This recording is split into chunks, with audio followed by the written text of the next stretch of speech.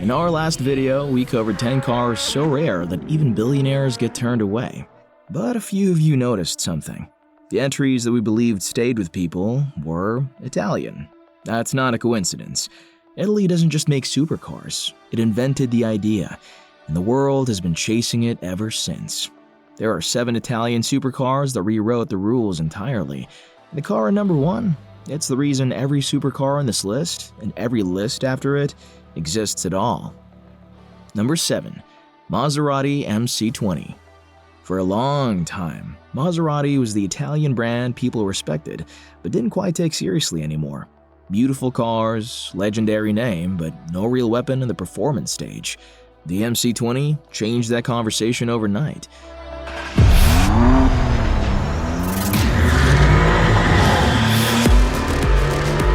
What makes this car remarkable isn't just the specs, it's the engine. Maserati designed the Nettuno V6 entirely in-house. A 3.0-liter twin-turbo that borrows its pre-chamber combustion technology from Formula One. That's not marketing language. It's a genuine engineering transfer from the highest level of motorsport into a road car. Here's a detail most people gloss over. Pre-chamber combustion means fuel ignites in a tiny secondary chamber before reaching the main cylinder, producing a cleaner, more powerful burn. The result? 621 horsepower from a V6 smaller than what's in some family sedans. 0 to 100 kilometers per hour in 2.9 seconds. Top speed past 325 kilometers per hour, over 200 miles per hour. At around $220,000, the MC20 isn't the most expensive car in this list, but it might be the most important, because it proved that Maserati isn't just living off its past, it's building a future. Number 6. Alfa Romeo 33 Stradale. Now I know some of you just said, Alfa Romeo, out loud, and I get it. But if you don't know the 33 Stradale, you're about to understand why people who do know it go quiet when the name comes up. The original 33 Stradale was built in 1967, only 18 ever made. Essentially a race car with license plates. A V8 mid-engine 2-seater at a time when most of the world was still debating disc brakes. It was so far ahead of its era, it became a ghost. In 2023, Alfa Romeo brought the name back. Just 33 units, each hand-built. Buyers choose between a twin-turbo V6 over 620 horsepower or an all-electric powertrain. The body is sculpted carbon fiber, paying tribute to the original's impossible curves. It doesn't look like anything else on the road. Roughly $2 million. Every unit spoken for before most of us knew it existed. 2 entries in, and we've already covered a Maserati with F1 combustion technology and an Alfa Romeo most car enthusiasts have never heard of. And these are at the bottom of the list. Italy is just getting started. Number 5. Lamborghini Revuelto. For decades, Lamborghini's identity was built on naturally aspirated V12s with zero compromise. So when they announced the Revuelto would be a plug-in hybrid, the internet held its breath. They shouldn't have worried. A new 6.5-liter V12 paired with 3 electric motors, combined 1,001 horsepower, a 4-digit number from a car that can still cruise in pure electric mode through a city at night. 0 to 100 kilometers per hour in 2.5 seconds, and the V12 still screams. Lamborghini turned the exhaust specifically to ensure that signature howl wasn't diluted by the hybrid system.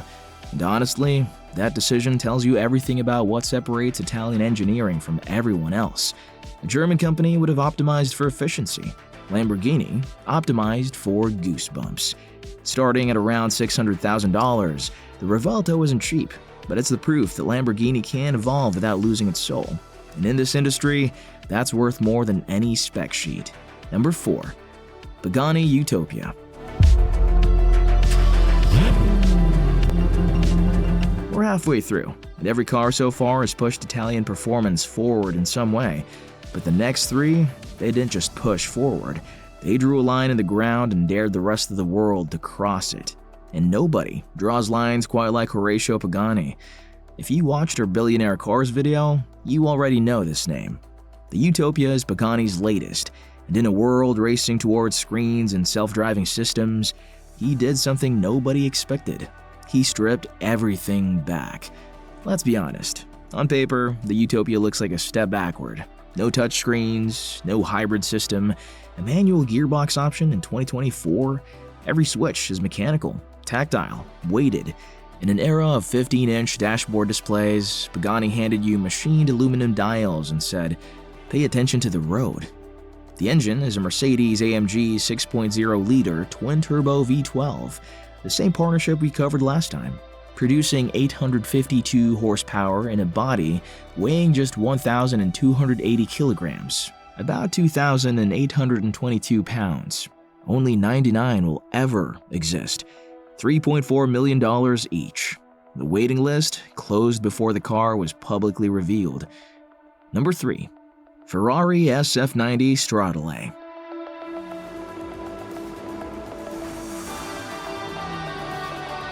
Ferrari has always been careful about change. The brand understands that its history is its currency, and you don't spend that recklessly. So when they released a plug-in hybrid as their flagship, it wasn't an experiment, it was a declaration. The SF90 Stradale combines a twin-turbo V8 with 3 electric motors for 986 horsepower. Stand still to 100 kilometers per hour in 2.5 seconds. Top speed past 340 kilometers per hour, over 211 miles per hour. At launch, the most powerful road-going Ferrari ever built. But the number that matters most isn't horsepower. The SF90 set a production car record at Fiorano, Ferrari's private test circuit, faster than every V12 before it. A hybrid beats the legends, and Ferrari made sure everyone noticed. I know some purists hate hearing that. A turbocharged hybrid holding the crown of Fiorano feels wrong to people who grew up on naturally aspirated V12s. I get it. But performance doesn't care about nostalgia. Starting at around $625,000, it might be the most consequential car in this list.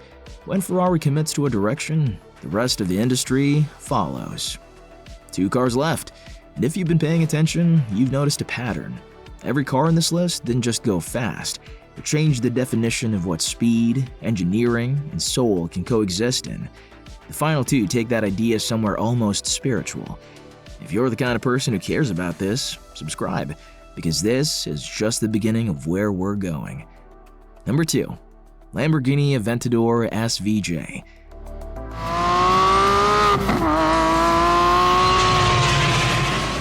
Before the Revuelto, before the hybrid era, Lamborghini had one last thing to say with a naturally aspirated V12 and no electric assistance, and they said it at the Nürburgring.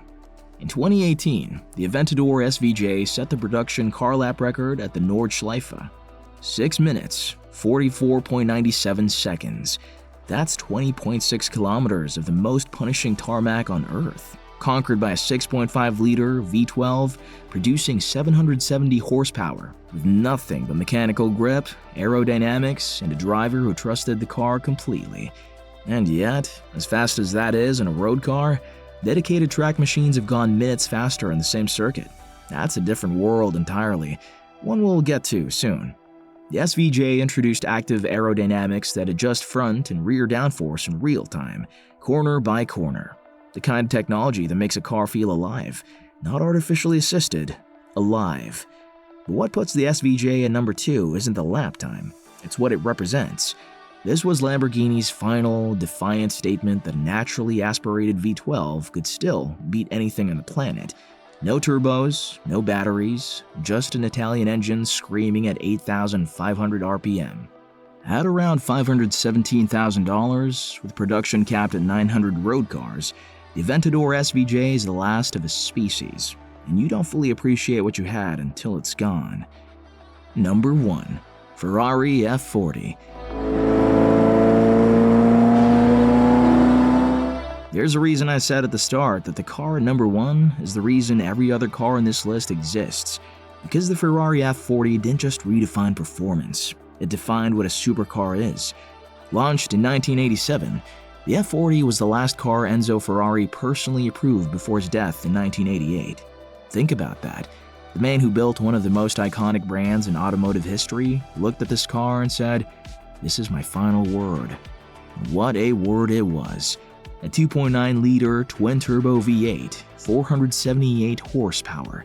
That sounds modest today, but the F40 weighed just 1,100 kilograms, about 2,425 pounds. No power steering, no ABS, no traction control, no carpet. The door panels were so thin you could see the cables running to the handles. Enzo didn't want luxury. He wanted a race car you could technically drive to dinner. It was the first production car to break 200 miles per hour. The first.